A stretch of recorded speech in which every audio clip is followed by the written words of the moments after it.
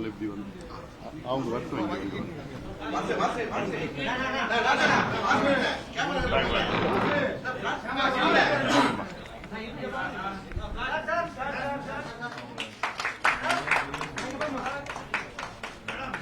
சென்னை தியாகராய நகரில் பாமகவின் தேர்தல் அறிக்கையை அக்கட்சியின் தலைவர் அன்புமணி வெளியிட்டார். கூடுதல் விவரங்களை செய்தியாளர் ராஜகுமாரின் வழங்கிட கேட்கலாம். ராஜகுமாரின் வணக்கம். இது குறித்தான மேலும் விவரங்களை சொல்லலாம்.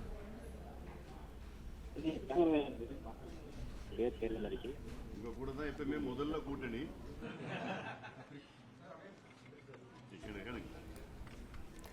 சென்னை தியாகராய நகரில் பாமகவின் தேர்தல் அறிக்கையை அக்கட்சியின் தலைவர் அன்புமணி வெளியிட்டிருக்கிறார். கூடுதல் விவரங்களை செய்தியாளர் ராஜகுமாரன் வழங்கிட கேட்கலாம். ராஜகுமாரன், மேலும் விவரங்கள் என்ன சொல்லலாம்?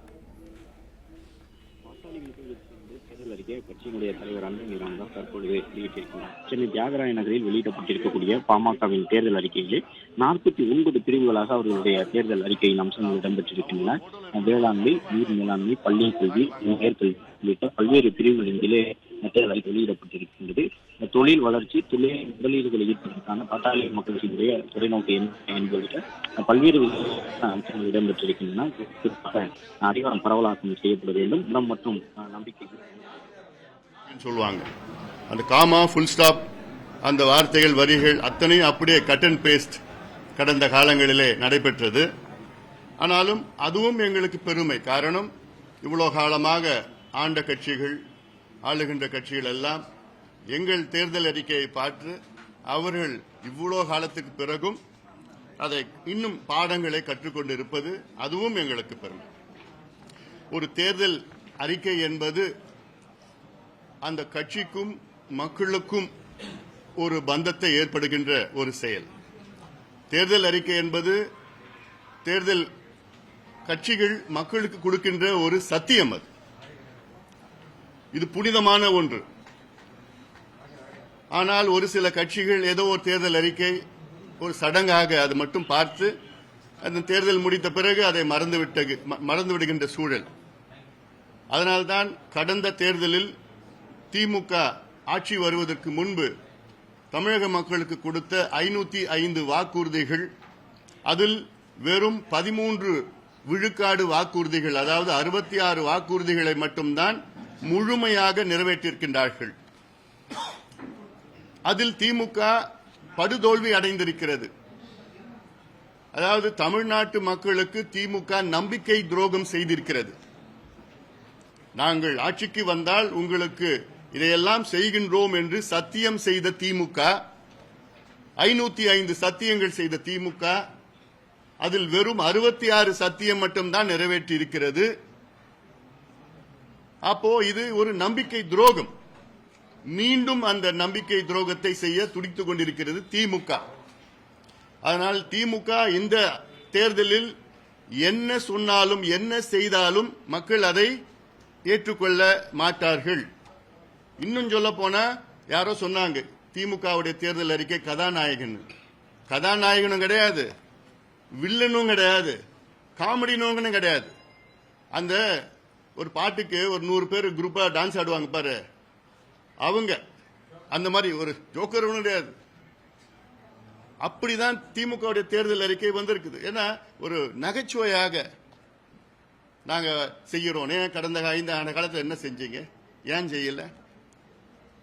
அப்போ இதெல்லாம் பாட்டாளி மக்கள் கட்சியினுடைய தேர்தல் அறிக்கை வித்தியாசமான ஒரு அறிக்கை. இந்த படத்திலேயே நாங்க போட்டிருக்கிறோம். இந்த படமே தமிழ்நாட்டினுடைய வளர்ச்சி தான். முழுமையாக இந்த தமிழ்நாட்டினுடைய மருத்துவம், கல்வி, வேலைவாய்ப்பு, விவசாயம், நம்முடைய கலாச்சாரம், கட்டமைப்புகள் என்று தமிழ்நாட்டினுடைய வளர்ச்சி. அது இல்லாம எங்களுடைய முக்கியமான இந்த சூழல், தமிழ்நாட்டினுடைய சூழல் பாத்தீங்கன்னா, போதையில்லா வளர்ச்சியில் சிறந்த புதியதோர் தமிழகம் படைப்போம். இன்னைக்கு தமிழ்நாட்டினுடைய முதன்மை பிரச்சனையே மதுவும் போதையும் தான். அடுத்த அதனால் வருகின்ற சட்டம் ஒழுங்கு பிரச்சனை. அடுத்த பெரிய பிரச்சனை வேலையில்லாத சூழல். இந்த 3 பெரிய பிரச்சனைகள் தான் முதன்மையான பிரச்சனைகள். ஆனா இந்த திமுக தேர்தல் அறிக்கையில் மதுவை பற்றியும் போதை பொருட்களை பற்றியும் ஒரு வார்த்தை கூட கிடையாது. ஒரு சின்ன there is not even a whisper about alcohol and narcotic drugs in the DMK's manifesto. இது தமிழ்நாட்டுக்கு இவங்க மறுபடியும் வந்து என்ன செய்ய போறாங்க? அதனால அந்த வகையில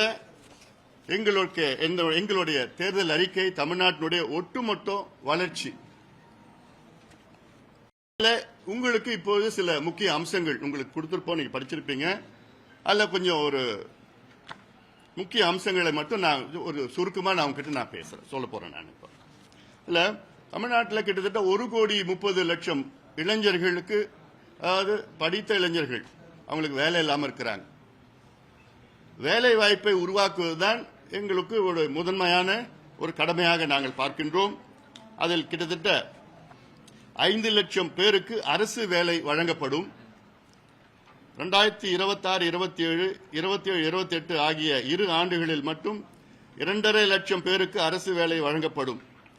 தமிழ்நாடு அரசு பணியாளர் தேர்வாணையம் மூலமாக கிராம நிர்வாக அலுவலர்கள் உள்ளிட்ட 4ஆம் தொகுதி பணிகளுக்கு 35,000 பேர் தேர்வு செய்யப்படுவார்கள். 2ஆம் தொகுதி பணிகளுக்கு 10,000 பேர். அரசு பள்ளிகளில் வகுப்புக்கு ஓர் ஆசிரியர் வீதம் நியமிக்கவும், காலியிடங்களை நிரப்பவும், அதாவது இன்னைக்கு 1 லட்சத்துக்கு கூடுதலான ஆசிரியர்கள் பணியிடங்கள் காலியாக இருக்கிறது. அதில் முதல் கட்டமாக இந்த ஆண்டில் 40,000 ஆசிரியர்களை நியமனம் செய்யப்படும். அதே மாதிரி காவல்துறை, தீயணைப்புத்துறை, வனத்துறை, அவர்கள் அங்கே வந்து ஒரு 20,000 பேருக்கு வேலை வாய்ப்புகள். போக்குவரத்து துறையில் ஒரு 10,000 பேர். மின்சாரத்துறைக்கு கிட்டத்தட்ட ஒரு 16,000 பேர். மருத்துவத்துறைக்கு கிட்டத்தட்ட ஒரு 7,000 பேர். அது மருத்துவர்கள், செவிலியர்கள், பணியாளர்கள் எல்லாம் சேர்த்து. அதே போன்று காவிரி பல்பொருள் அங்காடி பணி செய்கின்றவர்கள், அது ஒரு 30,000 பேர் கூடுதலாக. வேளாண் விளைபொருட்கள் கொள்முதல் வாரியத்திற்கு கிட்டத்தட்ட 12,000 பேர். ஒவ்வொரு குடும்பத்திலும் குறைஞ்சபட்சம் ஒருவருக்கு ஒரு அரசு வேலை அல்ல தனியார் வேலை உறுதி செய்யப்படும் எங்கள் அறிக்கை மூலமாக. பட்டப்படிப்பு முடித்து வேலை கிடைக்காத இளைஞர்களுக்கு மாதம் 5,000 ரூபாய் அவர்களுக்கு நிதி உதவி கொடுத்து அவங்க படிக்கிறதுக்கோ அவங்க இருக்கிறதுக்கு உதவி செய்யப்படும். மொத்தமா சொல்ல போனா பாட்டாளி மக்கள் கட்சி அறிக்கையில் 1 கோடி பேருக்கு வேலை வாய்ப்பு உருவாக்கப்படும். அதாவது தனியார் துறை, அரசு துறை சேர்த்து நான் சொல்றேன். அது இல்லாம சுய தொழில், இதெல்லாம் சேர்த்து 1 கோடி பேருக்கு வேலை வாய்ப்பு உருவாக்கப்படும். தனியார் துறை சுய வேலை வாய்ப்புகள் மூலம் அடுத்த 5 ஆண்டுகள் 1 கோடி பேருக்கு வேலை வாய்ப்பு. அடுத்தது, அதாவது அதுல இன்னொன்னு, வேளாண் துறை மற்றும் தோட்டக்கலை துறையில் 50 லட்சம் புதிய வேலை வாய்ப்புகளை ஏற்படுத்த இலக்கு நிர்ணயிக்கப்பட்டிருக்கிறது. அதே போன்ற தமிழ்நாட்டின் இன்னைக்கு முக்கிய பிரச்சனை வந்து மதுவும் கஞ்சா போன்ற போதைப் பொருட்கள் தான். இன்னைக்கு தமிழ்நாட்டில் பெண்களுக்கு பாதுகாப்பு கிடையாது. அதுக்கு ஒரு முக்கிய காரணமே வீதி வீதியாக கஞ்சா உள்ளிட்ட போதைப் பொருட்களை நகரத்தில் மட்டுமல்ல ஒவ்வொரு கிராமத்திலும் விற்றுக் கொண்டிருக்கின்றார்கள். அதை விற்பதற்கு ஒரு சூழலை உருவாக்கியிருக்கின்றார் முதலமைச்சர் ஸ்டாலின் அவர்களும் திமுகவும். இது எவ்வளோ நாங்க போராட்டம் செய்து ஆர்ப்பாட்டம் செய்து எத்தனையோ பிரச்சனைகளை கொண்டு வந்தோம், இன்னைக்கு வரைக்கும் நடவடிக்கை இல்லை. ஏதோ கஞ்சா 2.1, 3.1, 4.1 டிரைவ் பண்ணி அதில் ஒரு 5,000 பேர் பிடிப்பாங்க. அந்த 5,000 பேர் பிடிச்சி ஜெயிலில் போடுவாங்க. 10 நாள்ல வெளியில வந்து அவன் மறுபடியும் வித்துட்டு இருப்பாங்க. அது போலீஸுக்கு தெரியும், அரசுக்கு தெரியும், எல்லாத்துக்கும் தெரியும். ஆனா முதலமைச்சர் அதை பத்தி ஒரு பொருட்டா கூட கிடைக்கல. அதாவது தமிழ்நாட்டின் பெண்களுக்கு பாதுகாப்பு வழங்க முடியாத ஒரு முதலமைச்சர், அவரெல்லாம் ஒரு முதலமைச்சரா? அந்த பொறுப்பில் இருக்கிறதுக்கு அவருக்கு தகுதி இருக்கா? இதுதானே உங்களுடைய முதன்மை கடமை. நீங்க உங்ககிட்ட நாங்க நெடுஞ்சாலை கட்டிட்டோம், ஐடி பார்க் கொண்டு வந்துட்டோம், சிப்காட் பண்ணிட்டோம், அந்த ஃபேக்டரி பண்ணிட்டோம், இதெல்லாம் பண்ணிட்டோம்ல. உங்க பெண்களுக்கு உங்களால பாதுகாப்பு வழங்க முடியலன்னா எதுக்கு உங்களுக்கு அந்த பொறுப்பு, எதுக்கு உங்களுக்கு பதவி? இந்தியாவிலே அதிக பெண்களுக்கு பாதுகாப்பு இல்லாத மாநிலம் தமிழ்நாடு, அதிக பெண்கள் பாதிக்கப்படுகின்ற மாநிலம் தமிழ்நாடு. அது காரணம் என்னன்னா 4,700 டாஸ்மாக் கடைகள் ஒரு பக்கம், 1,500 மணமகிழ் மன்றங்கள் ஒரு பக்கம், 25,000 சந்து கடைகள் ஒரு பக்கம்.